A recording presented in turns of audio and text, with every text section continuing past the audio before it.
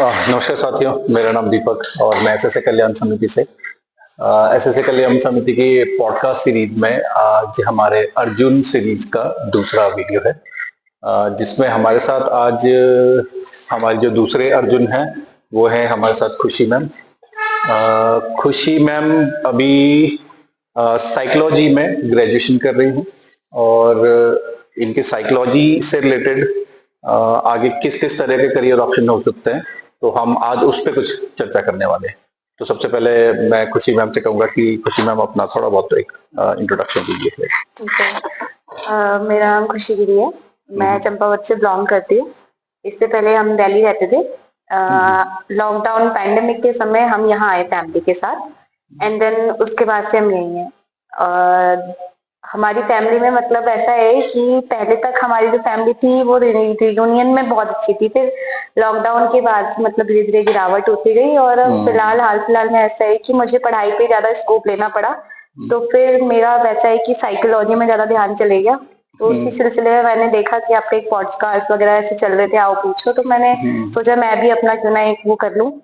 तो इसमें मेरे यही क्वेश्चंस हैं कि अगर मैं साइकोलॉजी करती हूँ तो आने वाले टाइम पे मुझे किस चीज में बेनिफिट है और मुझे किस उसमें जाना चाहिए फील्ड में, क्योंकि साइकोलॉजी में भी कई सारे फील्ड होते हैं। हाँ, तो उनमें से किस फील्ड में जाना? इसमें मैंने थोड़ा बहुत अपने लेवल पे कुछ रिसर्च भी करी थी। ठीक है, तो सबसे पहले मैं दर्शकों को बताना चाहूंगी साइकोलॉजी का मतलब मनोविज्ञान होता है। तो अच्छा, ये आपकी स्कूलिंग कहाँ से रही है अभी? मेरी स्कूलिंग फिलहाल 8 तक तो मैंने दिल्ली से पढ़ा है। अच्छा, उसके बाद पैंडेमिक में दिल्ली में एनडीपी विद्यानंदा देवी पब्लिक स्कूल से पढ़ा है और यहाँ पे विद्या मंदिर से पढ़ा है। ओके, हाँ। तो यहाँ पे आप कौन सी क्लास में शिफ्ट हुए थे? यहाँ मैं 9th में आई थी। 9th में आए थे। तो अभी कितने साल हो गए यहाँ पे चंपावत में? यहाँ मुझे 4-5 साल हो गए। 4-5 साल के लगभग। ठीक है, तो यहाँ पे आके सबसे पहले आपने स्कूलिंग कंप्लीट करी। हाँ जी, ठीक है, स्कूलिंग कंप्लीट करने के बाद फिर आपने यहाँ पे ग्रेजुएशन शुरू करी। चलो ठीक है, तो आपके अब सब्जेक्ट से रिलेटेड मैंने जो थोड़ा बहुत रिसर्च वर्क कर रखी है तो मैं वो बता देता हूँ। साइकोलॉजी में कुछ 6 पार्ट में उनको डिस्ट्रीब्यूट किया हुआ है। ठीक है, तो जिसमें सबसे हाईली पेड जो जॉब्स रहती हैं वो रहती हैं क्लिनिकल साइकोलॉजी में। ठीक है, क्लिनिकल साइकोलॉजी में भी उसके भी 4 पार्ट्स हैं जिनमें क्लिनिकल साइकोलॉजीज के जो साइकोलॉजिस्ट होते हैं वो इस तरह के पेशेंट्स को देखते हैं, जैसे कि डिप्रेशन हो गया, एग्जाइटी हो गया, ठीक है, साइकोफ्रेनिया हो गया, बायोपोलर डिसऑर्डर हो गया। ठीक है, तो इस तरह के पेशेंट्स को वो देखते हैं। सबसे पहले यहाँ पे हमारे चंपावत में कोई साइकोलॉजिस्ट ही नहीं, जहां तक मुझे पता है। ठीक है, यहाँ पे मुझे भी ऐसा ही लग रहा है कि शायद यहाँ पे कोई मेंटल सिस्टम को देखने वाला कोई साइकोलॉजिस्ट नहीं है। जहां तक मैंने सुना है खटीमा में है एक साइकोलॉजिस्ट है जो कि जिन्हें हम मैंने कई बार 2-3 जगह सुना है कि वहां पे जो सिटिंग होती है वहां पे कैंडिडेट की और उनको वहां पे चल साइकेट्रिस्ट को दिखाते हैं वहां पे कैंडिडेट। और खटीमा में मैंने सुना है, बरेली में मैंने सुना है। मतलब कि मैंने देखा कि हमारे पहाड़ों में ना मानसिक बीमारी को बहुत लाइटली लेते हैं। जी जी, बिल्कुल। देखिए, मानसिक बीमारी इन द सेंस कि उनको पता भी नहीं होता कि वो बीमार है। बल्कि मैंने बहुत टाइम पहले टनकपुर की रोड में, ठीक है, एक कहते थे लोग कि बाबा घूमते रहते हैं वो, और मतलब हमेशा बिना कपड़ों के ही बैठे रहते थे कई जगह। मैंने कई बार उनको भी नोटिस किया है। ठीक है, और मैंने सुना था कि वो मास्टर्स उन्होंने कर रखी है, एमए किया हुआ, उसके बावजूद भी उनका ऐसी कुछ सिचुएशन आई होगी या फिर क्या हुआ होगा पता नहीं, लेकिन बहुत टाइम से मैंने अब देखा नहीं उन्हें। ठीक है, अब कहाँ है किधर है कुछ नहीं पता। तो यहाँ मार्केट में भी मैंने 1-2 बार देखा किसी को, यहाँ जो भी काफी बहुत ही अलग अलग से ही स्वभाव में घूमते रहते हैं। ठीक है, सिर्फ माइंड डिसऑर्डर वाले तो आपको हर जगह देखने के लिए मिल जाएंगे, आप उसके ऊपर काम करने वाले कितने हैं वो देखना बिल्कुल। मैंने यहाँ पे देखा है, हमारे चंपावत में देखा है कि हमारे यहाँ मतलब साइकोलॉजी सिस्टम से रिलेटेड बहुत ही अवेयरनेस एक तो नहीं है, दूसरा डॉक्टर नहीं है। डॉक्टर ना होने की, मैं कह सकता हूँ कि डॉक्टर ना होने की वजह से अवेयरनेस नहीं है। अगर डॉक्टर होता तो अवेयरनेस जरूर। ठीक है, इसके साथ साथ मैं अभी अगर यहाँ पे अगर स्कोप की अगर बात करूं, मैं वैसे स्कोप बोलना तो अच्छा नहीं लग रहा, लेकिन क्योंकि पेशेंट्स बढ़ना, ठीक है, इस तरह की कोई भी चलो बीमारी कोई भी हो, कोई भी बढ़ना एक अच्छी सिम्टम नहीं है। हाँ जी, लेकिन बिल्कुल। फिर भी अगर मैं बच्चों के करियर के बेसिस पे अगर इसको लेके चलूं तो डेफिनेटली एक हर एक छोटे से छोटा गांव भी आज के टाइम पे एक मेंटल डिसऑर्डर का एक गढ़ बन रहा है। इसके बिल्कुल। पीछे सबसे बड़ा रीजन फोन। फोन, सोशल ठीक है, मीडिया। बहुत अलग अलग तरह के मेंटल डिसऑर्डर्स आजकल के बच्चों में आ चुके हैं। तो इसमें मैंने सबसे पहले देखा जो डिप्रेशन।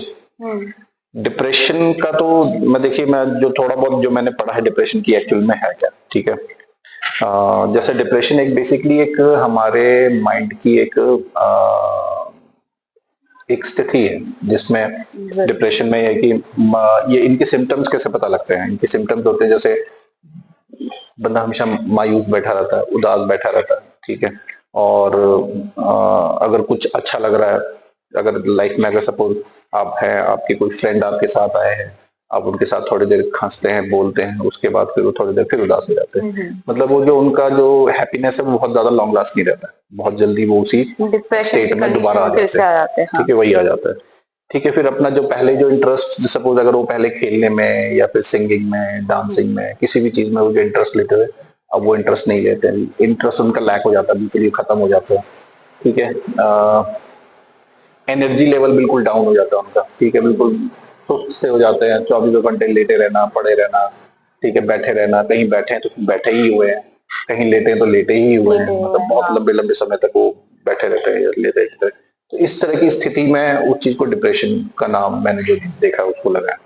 तो मैं ये इनकी जो डेफिनेशन जो एक वो मैं इसलिए बता रहा हूँ ताकि हमारे दर्शक भी देख सकें कि पता लग सके कि उनको ये ऐसी चीजें क्या होती है। मे भी शायद उनके आसपास भी इस तरह के कोई कैंडिडेट हो तो उनको शायद पता कोई लगेगा। ऐसा ही हो जो कि मतलब हो इस कंडीशन में और उसको पता ना हो, तो वो भी कि हाँ, अवेयर हो जाएगा। और वो भी अवेयर हो जाएंगे। हाँ जी। तो ये डिप्रेशन के बाद इसमें ये स्पेशली मैं क्लिनिकल उसका बताता हूँ, एग्जाइटी। ठीक है, एग्जाइटी बेसिकली मैंने एग्जाइटी का तो मैं खुद भी एक वो रहा हूँ, मैं मेरे को खुद का भी एक्सपीरियंस रहा है। ठीक है, एग्जाइटी बेसिकली क्या होता है कि जैसे घबराहट टाइप की एक चीज होती है। ठीक है, घबराहट इन द सेंस की कोई डर लग जाना। ठीक है, डर लग जाना बेसिकली इसके सिम्टम्स जो होते हैं कि दिल की धड़कन एकदम बढ़ जाती है। ठीक है, इतनी ज्यादा बढ़ जाती है कि ऐसा लगता है कि जैसे पता नहीं अब कुछ हो ही कुछ जाएगा। हो ही जाएगा। ठीक है, इस तरह की चीज फील होना। ठीक है, शरीर और कांपना, हाँ, कांपना होता है और शरीर कांपता है, कई बार पसीना आता है। सांस लेने में लगता है कि सांस लेने दर्द में हो रही दिक्कत आ रही है। ठीक है, हाँ। सांस लेने में दिक्कत आ रही है, पसीने आ जाते हैं, बिल्कुल सही बात है आपने, पसीने आ जाते हैं। ठीक है, इस तरह की जो चीजें होती है वो एग्जाइटी आती है। अब ये होती किस लिए है एग्जाइटी, जैसे हमें कहीं डर लग गया। हाँ। ठीक है, या फिर माइंड में कोई विचार चल रहा है, वो विचार चलना बंद नहीं हो रहा। इसे बेसिकली कहते हैं थॉट्स डायरिया। ठीक है, मानसिक दस्त कह सकते हैं इसको। ठीक है, जो उसको कह सकते हैं उसको। ठीक है, तो वो विचार भी चल रहे होते हैं, बंद नहीं होते, तो जिस वजह से हमें फिर कई बार नींद ना आना। ठीक है, एग्जाइटी में नींद नहीं आती है। ठीक है, बिल्कुल। अगर बेसिकली अगर हम एग्जाइटी में सो जाए तो सबसे बड़ा सही चीज होती है। अगर सो भी जाते हैं तो आपकी आंखें बंद होती हैं लेकिन आपका नींद नहीं मन आती बंद है, नहीं हाँ। होगा, क्योंकि मन में वही विचार चलते रहते हैं। ये भी एक मेंटल डिसऑर्डर है, हाँ जी, स्किज़ोफ्रेनिया। बिल्कुल। ठीक है, जिसमें आप मतलब आप लेके चलिए कि डिल्यूजन्स होते हैं। ठीक है, डिल्यूजन्स आ जाते हैं, भ्रम होने डिल्यूजन आ लगता जाते है हैं। लोगों ठीक है, को। हाँ। डिल्यूजन्स का मैं अगर मैं लेके चलूं तो मतलब कि कोई हमारे परिवार है, मेरे अगेंस्ट है, या फिर कोई पुलिस वाले हैं जो मेरे पीछे पड़े हुए हैं, या फिर हम अगर कोई भी दो इंसान आपस में बात कर रहे हैं, अगर मैं उनको देख लूं तो वो लगेगा वो शायद मेरे बारे में बात कर रहे हैं। ठीक है, हाँ। वो इस तरह की जो क्रियोसिटी क्रिएट होनी। ठीक है, तो ये सब मैंने इस डिलीजन में पढ़ा था। ठीक है, इसके बाद एक इसी में एक और चीज मैंने देखी पड़ी थी। ठीक है, मतलब उनका जो बिलीव सिस्टम होता है ऐसा होता है कि वो जो सोच रहे हैं वही सही है वही सही है और और बाकी बाकी सब सब गलत है। गलत। आप चाहे उनको जितना मर्जी उनको लॉजिकल समझाने की कोशिश कर लो, बट वो चीज उनको नहीं समझ में आती। ठीक है, तो ये एक इसके अलावा एक और चीज है वो हेलोसिनेशन। ठीक है, हेलोसिनेशन दो प्रकार के, जैसे एक वर्बल भी होता है, एक विजुअल भी होता है। ठीक है, वर्बल में हेलोसिनेशन में क्या है कि बेसिकली कैंडिडेट को, जो भी पेशेंट है, उसको ऐसा लगता है कि वर्बल में उसको कोई आवाजें सुनाई देती हैं। ठीक है, अब कई बार आपने देखा होगा कि कई बार कोई बंदा आप आपस में ही बात कर रहा होता है, और कई बार जैसे हम और आप जैसे कई कई बार नॉर्मल कैंडिडेट तो जब हम आपस में बात कर रहे होते हैं हमारे लिप्स हिलते हैं बट हम अंदर अंदर अंतर मन में बात कर रहे होते हैं, ठीक है। बट कई कैंडिडेट को आपने देखा होगा कि पूरी वॉइस में वो बात कर रहे हैं, पूरी वॉइस में बात करते हैं और उनके सामने कोई नहीं होता, उन्हें लगता है कि कहीं ठीक से है। आवाज आ रही है, सुनाई तो दे रहा वो एक्चुअल में क्या हो रहा होता है कि उनके साथ कोई ना कोई है और वो बात कर रहा है, वो उसको रिस्पॉन्ड कर रहे हैं, ठीक है। तो ये एक तरह का मतलब आवाजें, ठीक है, ऑडिटरी हेलुसिनेशन इसे है। कहते हैं। ऑडिटरी ऑडिटरी हेलुसिनेशन होता है जिसमें हमें कोई आवाज सुनाई दे रही है, आवाज हम उसको सुनाई दे रिस्पॉन्ड कर रहे रही हैं है। प्रॉपर आवाज में, ठीक है। इसके आगे एक विजुअल हेलुसिनेशन भी होते हैं। विजुअल हेलुसिनेशन में ऐसा होता है कि हमें कोई चीजें दिखती हैं, दिखती है। ठीक है। कई बार लोग उसको भूत या फिर इस तरह की चीजों में भी लेके चलते हैं कि हाँ भी मुझे आत्मा दिखी है, या फिर मुझे, या फिर कई बार कैंडिडेट क्या कहते हैं कि हाँ भी जैसे सपोज अगर हमने किसी स्पेसिफिक भूत या फिर किसी शेर या फिर ऐसी चीज के बारे में बात करी है जो कि हाँ भी बहुत टाइम से और मैं बहुत फैसिनेटेड हो गया हूँ उस टॉपिक से रिलेटेड, तो ऐसा हो जाता है, मेरा माइंड कुछ ऐसा क्रिएट कर देता है कि मुझे वो चीजें दिखने लग जाती दिखने लग जाती है, है, ठीक है। राइट। तो ये भी एक हेलोसिनेशन एक उसी का पार्ट है, ठीक है। ठीक है, साइकोफेनिया के बाद एक और इसमें देखा मेरे को बाइलोपोलर डिसऑर्डर, बायोपोलर, हाँ। ठीक है। बायोपोलर डिसऑर्डर में क्या है कि ये आप लेके चलिए कि एक मेनिया और डिप्रेशन और एक नॉर्मल का कॉम्बिनेशन, एक साइकिल। हाँ एक साइकिल कह सकते हैं, ठीक है। मेनिया कहते हैं जैसे मूड बहुत हाई रहना, ठीक है, जैसे एनर्जी लेवल बहुत हाई रहता है, जैसे कई बार रात को नींद नहीं आए थे, 2 घंटे सो जाते, 3 घंटे सोते, लेकिन फिर भी सुबह लेके ऐसा लगता है जैसे फ्रेश होते हैं, ठीक है। उनके बहुत ज्यादा साउंड, बहुत ज्यादा बोलते हैं, या बहुत ज्यादा नॉइस में उनको गाने सुनना पसंद आता है, या फिर बहुत ज्यादा बोलते हैं, ठीक है। मतलब जो भी होता है एक्सेस में होता है उनका बहुत, ठीक है। तो ये भी एक मेनिया का पार्ट होता है, ठीक है। और आप लेके चलिए कि हाँ भी फिर उसके बाद डिप्रेशन, डिप्रेशन में जैसे वो आपको बताया था कि हाँ भी कुछ अच्छा नहीं लगना, बहुत ज्यादा एक्टिव हो जाना, फिर एकदम बिल्कुल कुछ अच्छा नहीं लगना, फिर ठीक है कुछ नॉर्मल हो जाना, ठीक है। तो ये जो चीजें काफी लंबे समय तक चल रही हैं, तो ये इट्स अ मतलब बायोपोलर डिसऑर्डर में। इसमें जैसे मैंने आपको क्लिनिकल साइकोलॉजी बताई, ठीक है, क्लिनिकल साइकोलॉजी के ये 4 पार्ट थे जिसमें हम जो मोस्टली जितने भी, ये क्लिनिकल साइकोलॉजी में क्या होता है कि ये साइकेटिस्ट के अंडर काम करते हैं, ठीक है। जितने भी जो भी साइकेटिस्ट उनको प्रॉपरली इन्वेस्टिगेट करता है, इन्वेस्टिगेट करके वो क्लिनिकल साइकोलॉजिस्ट के पास भेजता है, जिससे वो आगे उसकी थेरेपीज या फिर टेस्ट इनके बेसिस पे या फिर उनकी रेगुलर सिटिंग्स के बेसिस पे जो जो क्लिनिकल साइकोलॉजिस्ट होता है वो उनको ठीक करता है। साइकेट्रिस्ट होते हैं वो सिर्फ रेकमेंड करते हैं कि हाँ ये प्रॉब्लम है, ये प्रॉब्लम है, ये प्रॉब्लम है, और ये सारा काम मेन इन्हीं का होता है, क्लिनिकल सॉल्यूशन, जो मेन सॉल्यूशन होता है वो क्लिनिकल साइकोलॉजिस्ट करता है। और जहां तक मुझे लगता है कि यहाँ पे चंपावत में इस तरह की सर्विसेज की बहुत ज्यादा जरूरत है। तो इसके अलावा ये साइकोलॉजिकल क्लिनिकल साइकोलॉजी का हो गया, जिसमें आप अगर क्लिनिकल कोई भी क्लिनिक अगर सेटअप करते हैं तो डेफिनेटली इसमें कोई भी कैंडिडेट आता है उसकी सिटिंग्स और उसकी फीस लाखों में कमाई होती है, ठीक है। इसके अलावा आजकल बहुत ज्यादा चलन में है इंडस्ट्रियल साइकोलॉजी। इंडस्ट्री, हाँ, जी हाँ। इंडस्ट्री में क्या है कि आजकल बड़े बड़े बहुत सारे कॉर्पोरेट्स खुल गए हैं, चाहे वो हमारे गवर्नमेंट डिपार्टमेंट में ही क्यों ना ले लो, ठीक है। आजकल बहुत सारे टीचर्स हैं जो कि आजकल क्या है कि टीचर्स कम है, रिस्पॉन्सिबिलिटीज बहुत ज्यादा है, जिसकी वजह से थोड़ा मेंटल प्रेशर या फिर इस तरह से इसकी वजह से वो थोड़ा सा मेंटली डिप्रेस रहते हैं, ठीक है। इस तरह से भी बहुत सारी चीजें होती है। और जितना बड़ा ग्रुप होता है उतनी आपस में पॉलिटिक्स हो गया, फिर उतने ज्यादा लड़ाई झगड़े, ये उस बहुत वजह सारी से चीजें मसले होती हो है, जाते हैं ठीक है। फिर। तो उनको और उनका मॉरल कई बार डाउन हो जाता है, वो अच्छी तरह काम नहीं कर पाते हैं। तो इस तरह की चीजों में आजकल इंडस्ट्रियल साइकोलॉजिस्ट की बहुत ज्यादा जरूरत होती है, ठीक है। और एक आजकल बहुत ज्यादा चलन में है स्कूल साइकोलॉजिस्ट, ठीक है। स्कूल में सबसे ज्यादा आज के टाइम पे सबसे ज्यादा देखा गया है कि हाँ भी स्कूल के लेवल में साइकोलॉजिस्ट की बहुत ज्यादा डिमांडिंग रहती है, डिमांड इसकी रहती है, ठीक है। उसके पीछे रीजन क्योंकि आजकल बच्चों में ये बेसिकली स्कूल में साइकोलॉजिस्ट में क्या करते हैं, वो ये करते हैं जैसे कि बच्चों के छोटे छोटे बच्चों के बिहेवियर चेक करना, ठीक है। और कई बार बहुत सारी चीजें बच्चा समझ नहीं पा रहा है, ठीक है, आपने वो फिल्म देखी होगी तारे तारे जमीन पर, जमीन पर, ठीक है। हाँ हाँ, तो आमिर बेसिकली खान की। हाँ, आमिर खान की, ठीक है।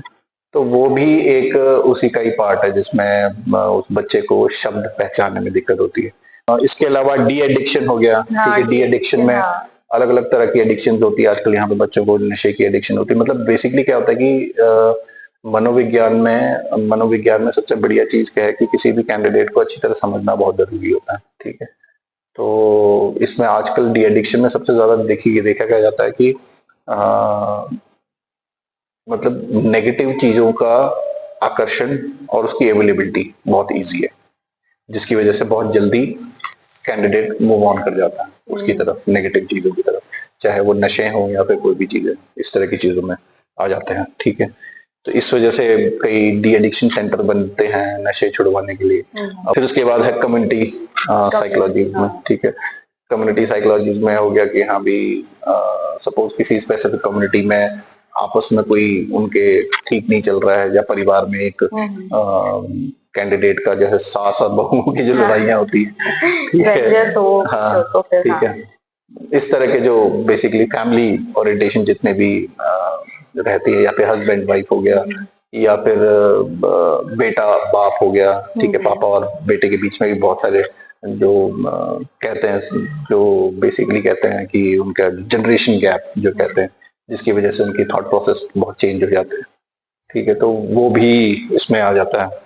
फिर उसके बाद लास्ट है स्पोर्ट्स साइकोलॉजी, ठीक है। स्पोर्ट्स स्पोर्ट्स साइकोलॉजी में आप लेके चलें कि स्पोर्ट्स साइकोलॉजी में जितने भी बड़े बड़े जितने भी स्पोर्ट्स पर्सन है, ठीक है। अगर अब आज इंडिया और न्यूजीलैंड का फाइनल है। फाइनल है, अब इसमें कितना प्रेशर होगा कैंडिडेट में कि हाँ भी जीतना ही जीतना है, ठीक है, स्पोर्ट्स में जाना है। अब ये इंडिया में तो इतना ज्यादा नहीं है, लेकिन चलो प्रेशर तो रहता ही है। लेकिन पाकिस्तान में बहुत ज्यादा प्रेशर रहता है, ये मैंने देखा है, ठीक है। ये मैंने देखा क्या है, न्यूज में जो हमने देखते हैं कि हाँ भी अगर पाकिस्तान का अगर कोई प्लेयर हार जाता है, स्पेशली इंडिया से हार जाता है, तो उनके घर जला देते हैं, ठीक है। ऐसे ऐसी एक्टिविटीज हो जाती है, ठीक है। और बहुत ही वायलेंट हो जाते हैं कि हाँ भी आपने हमारे देश को हरा दिया, ये करा दिया। बेसिकली स्पोर्ट्स जस्ट ये ना कि वो एक हार जीत का ही हार खेल और है। जीत तो लगी है, आज किसी की ठीक हार है, है तो कल किसी की जीत है। ठीक है, वो अलग बात है, इंडिया हमेशा जीतता है, वो अलग बात है। ठीक है, ठीक है। तो ये अलग चीज है। इतने तरह के साइकोलॉजिस्ट की है इसमें, आगे जाके इसमें करियर ऑप्शंस है, ठीक है। इन करियर ऑप्शंस में जो अगर मैं चंपावत की बात करूं तो इसमें सबसे बड़ा जो करियर ऑप्शन इसमें जहां तक मुझे दिखता है, ठीक है, एक स्कूल साइकोलॉजी, क्लिनिकल साइकोलॉजी और डी एडिक्शन, ठीक है। तो ये तीन जो बेसिक अगर वो हैं वर्टिकल्स हैं, जिसमें मुझे लगता है कि काफी एक अच्छा स्कोप बन सकता है और लाखों में करने आ सकते हैं, और जरूरत है इस टाइम पे इसकी, ठीक है।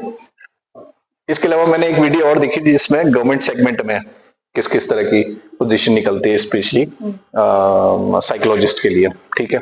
तो एक इसमें सीडीपीओ नाम से है, जो स्पेशली फीमेल्स के लिए होता है, ठीक है। इसमें चाइल्ड डेवलपमेंट प्रोटेक्शन ऑफिसर होता है, ठीक है। ये डिस्ट्रिक्ट में ये बेसिकली अगर मैं इसके विभाग की बात करूं तो महिला एंड बाल विकास डिपार्टमेंट होता है, जिसमें इस तरह के कैंडिडेट की जरूरत रहती है, ठीक है। ये स्पेशली इसमें अगर आपके पास इसमें एलिजिबिलिटी का क्राइटेरिया रहता है कि आपने जब जैसे ग्रेजुएशन कर रहे हैं, अगर आप एमए साइकोलॉजी इसमें कर लेते हैं तो आप इसके लिए एलिजिबल रहते हैं, ठीक है। इसके बाद आप लेके चलिए, इसी में ही सुपरवाइजर रहते हैं। सुपरवाइजर बेसिकली आंगनवाड़ी कार्यकर्ता भी होते हैं, ठीक है। आंगनवाड़ी कार्यकर्ता और सहायिकाओं के लिए, ठीक है। तो आंगनवाड़ी कार्यकर्ता के लिए भी अगर आपने ग्रेजुएशन कर रखी है साइकोलॉजी में, तो सबसे पहले वरीयता मिलती है आंगनवाड़ी के लिए, ठीक है। तो ये इसके अलावा हो गया। इसके बाद फिर आप लेके चलिए जो एम्प्लॉयमेंट एक्सचेंज में है, उसमें असिस्टेंट एम्प्लॉयमेंट ऑफिसर होता है, जो कि स्पेशली इसमें एमए साइकोलॉजी माना जाता है। उसमें अगर मैं इसको हिंदी में लेके चलूं तो सहायक रोजगार अधिकारी, ठीक है। तो इस पोजीशन के लिए भी आपके पास कम से कम एमए साइकोलॉजी आपकी अगर हो तो उसके लिए भी आपके उसके हो सकता है। इसके बाद हमारे एनजीओ होते हैं, कई कई अलग अलग तरह के एनजीओ होते हैं जो कि सोशल सर्विसेज में काम करते हैं, तो उसमें बहुत सारे साइकोलॉजिस्ट चाहिए होते हैं, ठीक है। अब इसमें आप लेके चलिए क्या कहते हैं एनएचएम, नेशनल हेल्थ मिशन। इसमें भी हेल्थ मिशन में पेशेंट्स होते हैं जिनको प्रॉपरली समझना, उनको साइकोलॉजिकल समझना बहुत जरूरी होता है। उसके बाद इसमें आपको लेकिन एनएचएम या फिर किसी भी सेंट्रल लेवल के उसमें आपको कम से कम पीजी करना पड़ता है इनमें, पोस्ट ग्रेजुएशन। पोस्ट ग्रेजुएशन मतलब एमए समझ लीजिए, पोस्ट ग्रेजुएशन इन साइकोलॉजी। ठीक है। आप काउंसलर, बहुत सारे पोस्ट आती हैं अलग अलग डिपार्टमेंट में, काउंसलर की पोस्ट आती है, चाहे वो आप लेके चलें किसी एजुकेशन डिपार्टमेंट में लेके चलें या फिर अपना महिला सशक्तिकरण बाल विकास में लेके चलें। ठीक है, तो इस तरह के जितनी पोजीशन होती है उनमें इस तरह के एमए साइकोलॉजी जो जितने भी, या फिर काउंसलर एक अलग से एक टॉपिक और सब्जेक्ट और आता है, एक साइकोलॉजी और एक काउंसलर। इन दो तरह की अगर आपने स्पेशलिटी की रही हो तो सबसे पहले वरीयता आपको मिलती है इसमें। ठीक है, अब इसमें आप लेके चलें कि ये कैंडिडेट मोस्टली डॉक्टर के अंदर भी कई बार हेल्थ में काम करते हैं, ये हेल्थ में जैसे मैंने क्लिनिकल जो बताया था आपको, ठीक है, उसके अंडर काम करते हैं। ठीक है, अब इसमें एजुकेशन सेक्टर में भी काम करते हैं जिसमें आपके पास टीजीटी, पीजीटी, नेट क्वालिफाई है या फिर बीएड, एमफिल कर सकते हैं, बीए कर सकते हैं, बीएड कर सकते हैं, पीएचडी कर सकते हैं। तो इस तरह की स्टडीज के बेसिस पे आगे फिर उतनी अच्छी पोजीशंस मिल सकती है। मतलब कहने का मतलब कि साइकोलॉजी में अगर आप जैसे बीए कर रहे हैं तो बीए करने के बाद मास्टर्स जैसे आपने पोस्ट ग्रेजुएशन कर लिया, उसके बाद आप नेट या एमफिल या पीएचडी भी कर सकते हैं। ठीक है, इसी में अगर टीचिंग फील्ड में जाए तो आप बीएड इन साइकोलॉजी भी कर सकते हैं। ठीक है, वो बीएड इन साइकोलॉजी भी अवेलेबल है। ठीक है, इसके अलावा मीडिया में अलग अलग तरह के न्यूज चैनल होते हैं कि रिपोर्टर्स के पास बहुत स्ट्रेस रहता है न्यूज सुनाने का या फिर अलग अलग तरह की। ठीक है, इसमें एक दिल्ली का है, दिल्ली स्टाफ सिलेक्शन बोर्ड। ठीक है, ठीक है, दिल्ली स्टाफ सिलेक्शन बोर्ड में एक हर साल काफी एक बड़ी वैकेंसीज आती है स्पेशली साइकोलॉजिस्ट के लिए। ठीक है, एक डीआरडी हो गया, डीआरडीओ बेसिकली एक हमारे एक डिफेंस सिस्टम में आता है, डिफेंस सिस्टम में आता है, उसमें भी साइकोलॉजिस्ट के लिए काफी अच्छी पोजीशन निकलती है। इसके अलावा हो गया हमारा WHO, वर्ल्ड हेल्थ ऑर्गेनाइजेशन हो गया। ठीक है, उसमें भी बहुत अच्छी वैकेंसीज उसमें निकलती हैं। क्लिनिक्स आपको बताइए है। ठीक है, उसमें बाकी प्राइवेट ऑर्गेनाइजेशन में आप लेके चल सकते हैं कि एचआर, ह्यूमन रिसोर्सेज जो होते हैं जो कि स्पेशली कैंडिडेट को हायर करते हैं।